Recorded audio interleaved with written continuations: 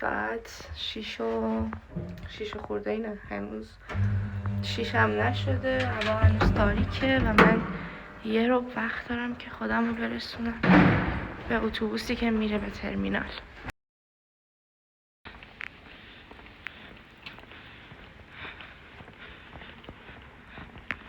بدبختی تمام رسیدم ایستگاه و خیلی با بدبختی بیشتر تونستم پیدا کنم که کجا باید منتظر بمونم. ساعت 6:50 است و دقیقا 5 دقیقه دیگه کلا گیتا بسته میشم واسه این قطار. همونطور که میبینین از شب قبل یه سری هم بودن که حالا از شهرهای دیگه اومدن مادرید برای استقبال از تیم ملی. مثلا امروز صبح هم دارن میرن خونه‌شون. ایستگاه اتوبوس‌های مادرید.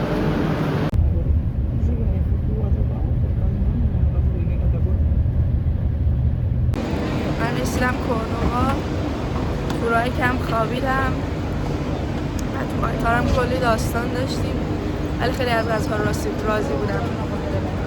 خیلی راحت و سرتمیز و خوب بود. خیلی هم سریع رسید، یعنی 1 ساعت و 40 دقیقه تقریبا تو راه مادرید تا کوردوبا بودم.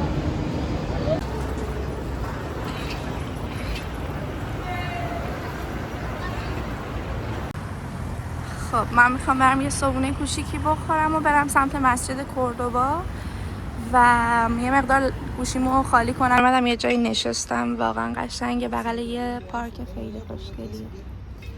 بعد کافه کن لیچه سفارش دادم که باهاش یه لیوان آبم برام آوردن و توستادا که معمولا گوجه فرنگی رنده شده است با روغن زیتون و خامون که گوشت خوکه. روی این باید لایه لایه روی نون بزنمش. بعضی جا خودشون این کار رو انجام میدن ولی به نظر میاد که من باید خودم انجام بدم و اینجا پر از ایناست. آره کمین کردم واسه نون من از کی تا حالا. عکسام هم دارم خالی میکنم که حسابی فیلمو عکس بگیرم. داریم میریم سمت مسجد کاتدرال معروف کوردوبا و بالاخره از نزدیک ببینیمش.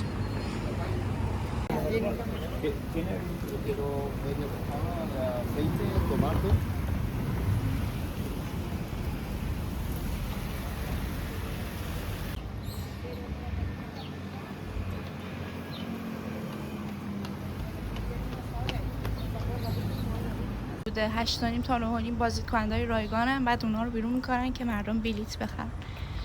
بنابراین دیگه خیلی عجله ندارم و خیلی آروم آروم میرم و از فضای شهر لذت میبرم. آفتابم که تازه داره در میاد ولی با این وجود خیلی گرمه، یعنی معلومه که قرار کباب شم امروز. من یه وقتایی در خونه ها که بازه من یه سری کاشیکاری قشنگ میبینم و واقعا خیلی خوشگلن. یعنی اصلا یه وایب خیلی بی‌نظیری داره که من تا حالا تو شهر دیگه که دیده بودم ندیدم و خب این اولین باری هم هست که من اومدم اندالوسیا و اولین سفری هم هستش که یه شهری انتخاب کردم که از مادرید یه مقداری نسبت به شهرهای دیگه دورتره نسبت به شهرهایی که من قبلا رفته بودم در واقع.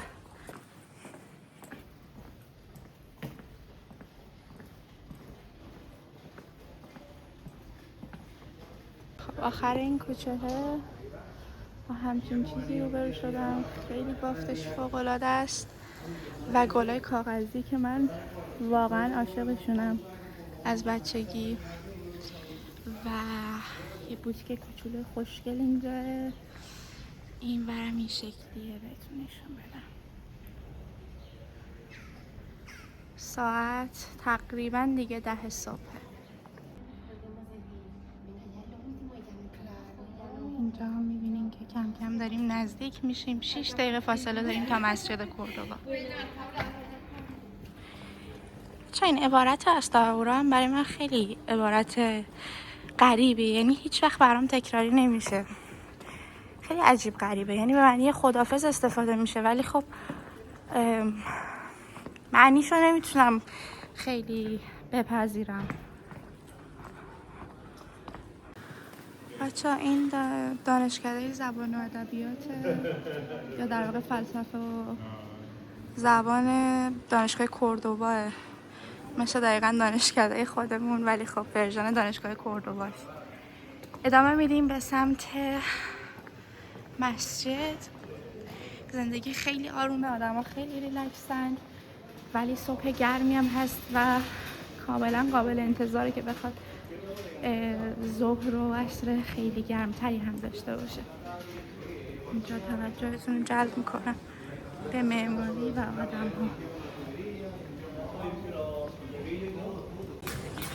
ها. خب ببینیم چه خبره. کم کم داریم میرسیم و خب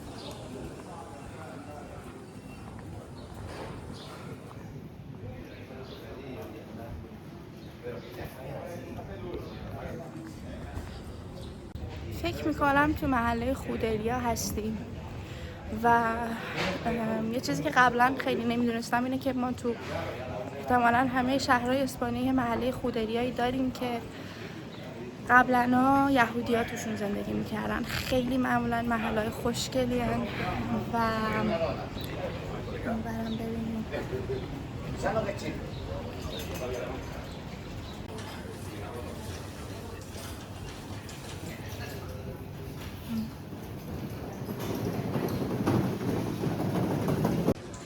اینجا دیگه واقعا رسیدیم به مسجد و این اولین نماییه که ما دیگه بالاخره از کل مسجد میبینیم. این همون مسجدیه که اول ¿Cómo? Es Romero. ¿Pero para qué es? Esto de la suerte. ¿De dónde eres? Soy de Irán. Mira, guárdalo. Sí. A la flor del romero. Que se vaya lo malo y te venga lo bueno. Te veo conducida en el amor y la fortuna. Eres especial en la familia y los amigos. Dame la mano. Pero a ver. Escúchame que te va a alegrar. Ok.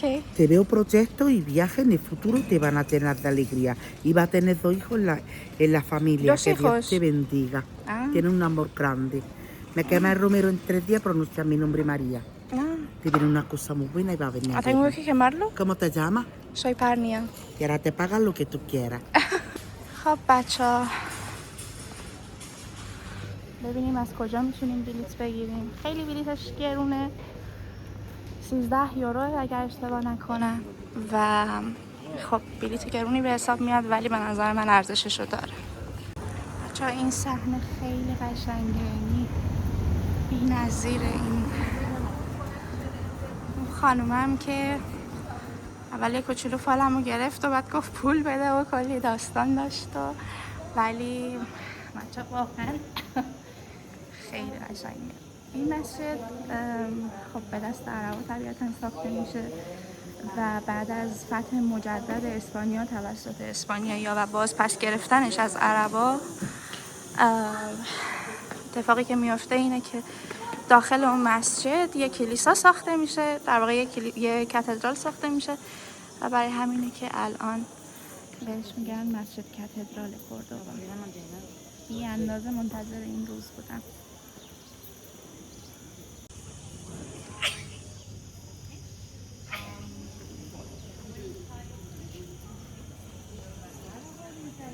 خب من بلیطمو گرفتم. بلیط 15 یورو بود ولی برای دانشجوها 12 یورو. یه تخفیف کوچولویی میدم ولی بلیطمو برای ساعت 10:30 گرفتم و یه مقدار فعلا اینجا باید بگردم، هنوز اون ساعت تازه 10:15. این بالا هم چوبا رو آویزون کردن که خب قطعا از خود بنا آوردنشون بیرون و اینا. خیلی قشنگه واقعا. Pues creo que vamos a tener un día muy caluroso.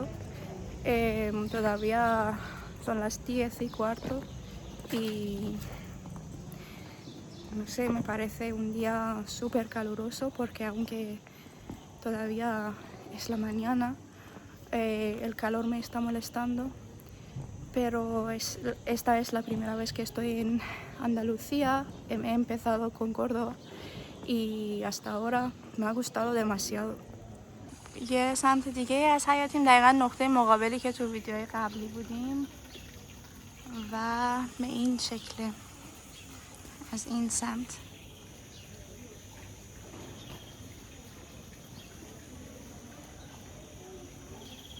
خب دیگه اومدیم توی صف. فکر میکنم 10 و 20 دقیقه است. بلیط من برای 10 و نیمه. لاتا چک میکنن و اینا یه مقداری طول میکشه. بهم گفتن که اگه 5 یورو بیشتر بدم میتونم آدیو گیا هم داشته باشم، ولی خب من نگرفتم و سعی میکنم حالا از اطلاعات دیگه که از قبل داشتم یا منابع دیگه ببینم که چه خبره.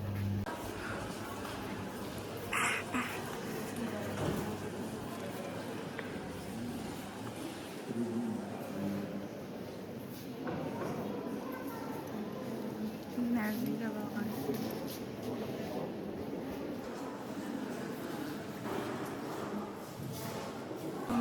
خب به این قسمت ها توی کلیساها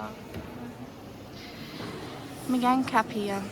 این قسمت ها اتاقن و هر کدوم معمولا به یه قدیس خاصی اختصاص داده شدن و خب قدیم این شکلی بوده که آدمایی که پولدارتر بودن تو ساخت کلیسا کمک میکردن و حالا این کپیه ها رو برای خودشون هزینه میکردن و میساختن تا بتونن به صورت خصوصی دعا بکنن و از فضای کلیسا استفاده بکنن.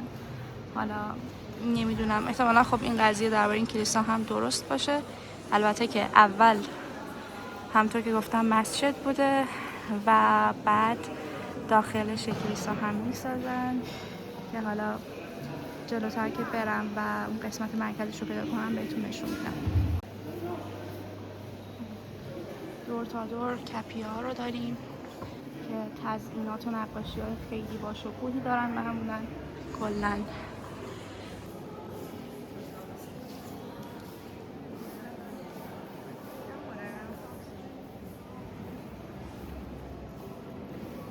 اما باز هم کپیه های بیشتری داریم دور تا دور این مسجد. خب دقیقا تو قلب این مسجد یه هو المانای مسجدیت رو می‌بینیم.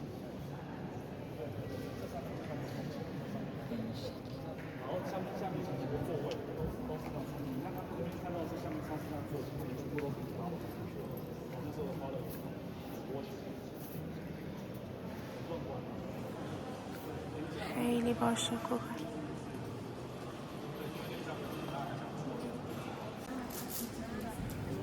بازم توی بخش مسیحی این مسجد هستیم. هر وقت از اونا میبینم یاد داستان چیز میافتم،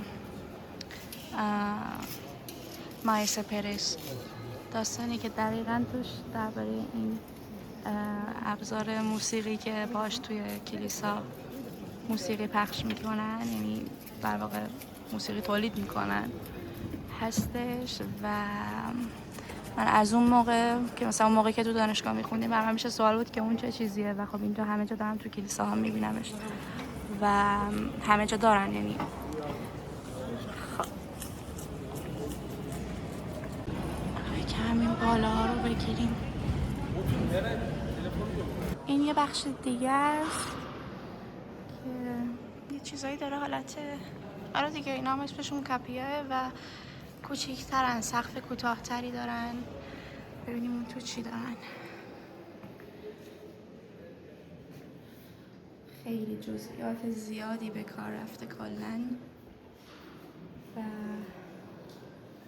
جالبه واقعا. هر کدومشون یه اثر هنری جداگونه‌ن.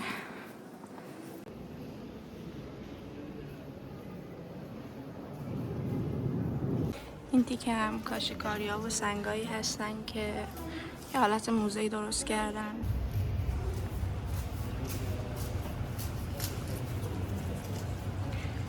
همچنان همونجا هستیم و بی اندازه بزرگ، یعنی هر چقدر میدم بازم یه چیزای جدیدی هست که ندیدم. خب اینکه صبح خیلی زود اومدم بیرون باعث شده که کاملا چهره از خواب بیدار شده داشته باشم خیلی این حیات رو دوست دارم بچه‌ها، خیلی قشنگه. بازم بهتون نشون دادم ولی خب دیگه دارم از اینجا میرم بیرون که باید برم یه کسی رو ببینم برای کارم و ببینم که مسیر ما رو کجا میبره در ادامه. سر راه یه مقدار بیشتر محله خودگیه رو بهتون نشون بدم. همونطور که گفتم قشنگه. من حالا مثلا توی سگوویا هم خیلی محله خودگیه رو دوست داشتم، توی تولدو هم همینطور و معمولا محله‌های خیلی دوست داشتنیه.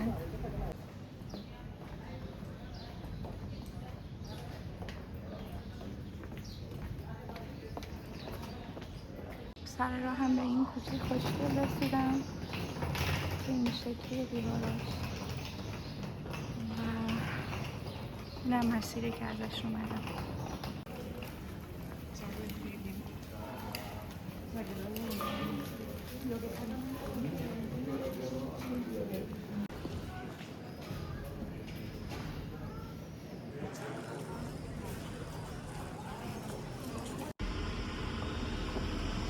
اون بالا پرچم اندلوسیا رو میبینین، اون سبزه. بچه خیلی اتفاقی اومدم که حزب کمونیست اندلوسیا و کاشیکاریاش رو دوست دارم و خیلی جای عجیبیه. بالا هم کتاب دارن و اینجا هم کارتلاشون رو میبینیم. نوالایه و اوتانو. خب من میخوام از اینجا کتاب بردارم و میگن که اوکی برام نگردونم و نمیدونم چی رو بردارم. Pero ¿por qué toda la gente tiene tanto miedo a los comunistas? Que ¿por qué toda la gente tiene tanto miedo a los comunistas? Yo no lo sé. Yo como no tengo ninguno, por eso soy comunista. No sé por qué no tienen miedo. A ver, probablemente por lo que podemos ver en la historia, ¿no? Bueno, pero nosotros aquí, el Partido Comunista de España, por lo que luchó durante 40 años contra la dictadura, por la libertad y por la democracia. Siempre hemos luchado por lo mismo, por la libertad y por la democracia. ¿Y ha tenido buenas influencias en España o qué? Bueno. ¿Sí? ¿Que ha tenido buenas influencias en España? ¿El resultado Hombre, nosotros ha salido bien? Nosotros ya nos presentamos porque estamos en Izquierda Libre y las confluencias del partido, pero sí. Nosotros luchamos contra la dictadura, luchamos por la igualdad, contra la paz, por la paz. Sí, No somos militaristas, somos pacifistas. espero que sí.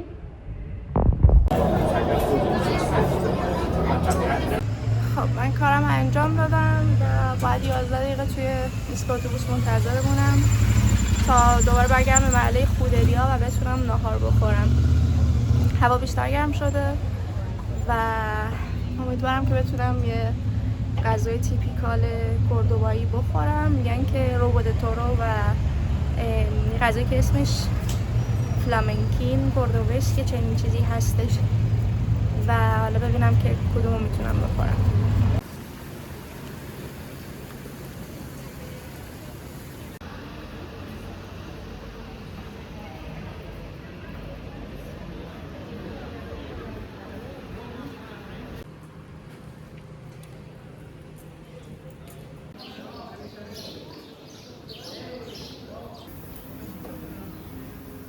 بچه برگشتم به محله مسجد و قرار بریم توی تاورنایی نهار بخوریم.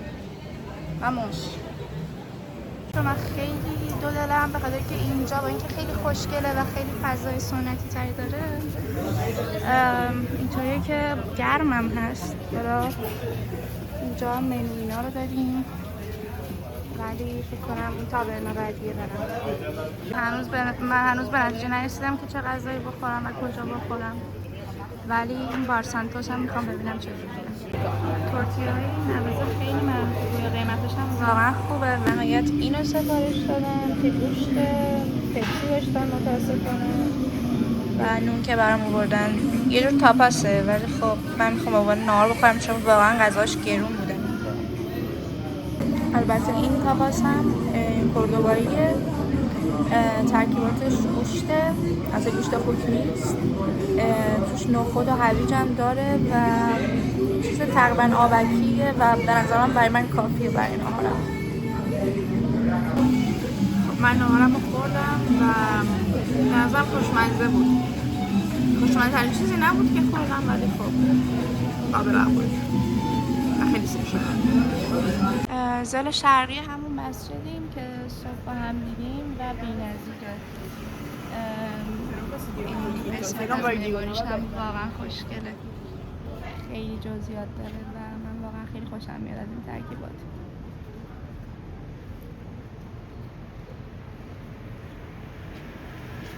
هم یه جهت دیگه ای از مسجده که می‌کنم پشتش باشه و این خیابون خیلی خوشرنگ و خوشگله. رسیدیم به این نقطه و این خونه‌ای که اینجا می‌بینین اسمش کاسا دل خلیفه. من فکر می‌کردم پل رومی کوردوبا رو یه مقدار دیرتر می‌بینم ولی خب ناخودآگاه رسیدم به این نقطه و خب الان واقعا دلم می‌خواد که برم و ببینمش. آفتاب خیلی داره اذیتم میکنه، موندم که بلوز آستین بلندم رو بپوشم که پوستم نسوزه یا اینکه یه مقدار لباسم آزادتر باشه که اینقدر گرمم نباشه.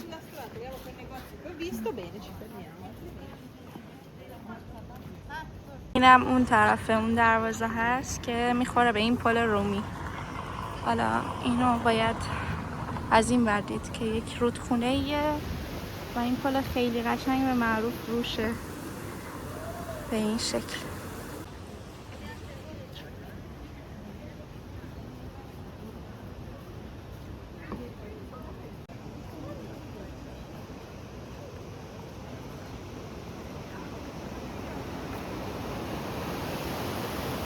جریان آب خیلی شدیده.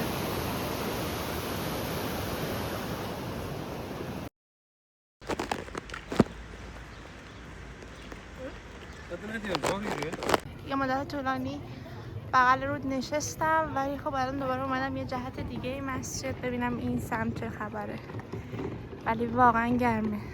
من فهمیدم که یه بخش دیگه ای دور تا دور مسجد هستش که تو بلیطمون hasta nosotros milagrosamente intactos.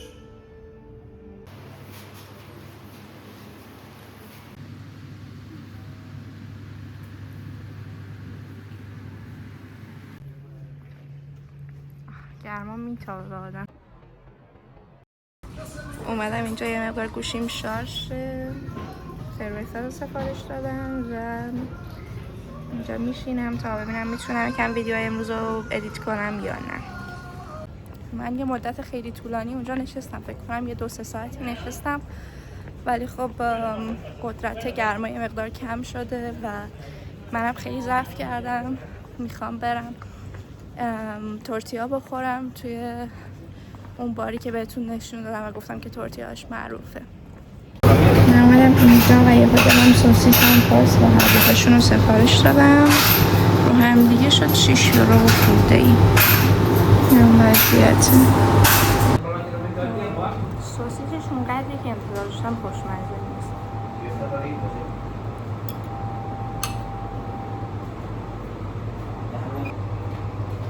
من الان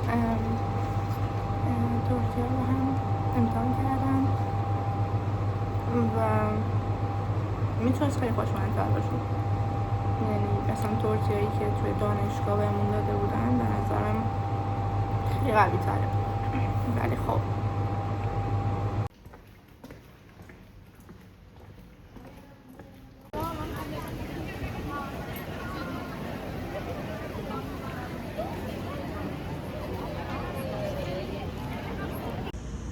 من تو همین نقطه دوست دارم که این ویدیو رو تموم بکنم. من تو همون پارکی هم که صبح کنارش صبحونه خوردم و اینجا پر از درختای نخله که منو خیلی یاد بچگی میندازه و واقعا من عاشق نخلم. برای اینکه این ویدیو رو تموم بکنم فکر میکنم بد نباشه که یکی از شعرهای گارسیا لورکا رو، در واقع فدریکو گارسیا لورکا رو بخونم. Bueno, aunque en la mayor parte de este video hablé en persa, Pero para finalizar este video me gustaría leer uno de los poemas más bonitos de Federico García Lorca, en el que habla muchísimo de Córdoba y de la muerte también. Lejana y sola, jaca negra, luna grande y aceitunas en mi alforja. Aunque sepa los caminos, yo nunca llegaré a Córdoba. Por el plano, por el viento, jaca negra, luna roja. La muerte me está mirando desde las torres de Córdoba. Ay, qué camino tan largo. Ay, mi jaca bajadora. Ay, que la muerte me espera antes de llegar a Córdoba. Córdoba, lejana y sola. ممنون از اینکه با من همراه بودین. امیدوارم که لذت برده باشین و پیشنهاد نمی کنم تو تابستون به کردوبا سفر کنین. امروز من دمای 38 درجه رو گذروندم و واقعا قابل تحمل نبود خیلی، که اگر می بود قطعا من خیلی جای بیشتری می رفتم و کوچه‌های بیشتری رو می گشتم. بی‌نظیر بود این شهر و امیدوارم که همه کسی که دارن این ویدیو رو می بینن و هر کسی که آرزوشو داره بتونه حتما یه روزی خودش بیاد و توی خیابونای اینجا و هر جایی که دلش میخواد ببینه قدم بزنه و خودش بتونه این حس رو از نزدیک تجربه بکنه. دوستتون دارم.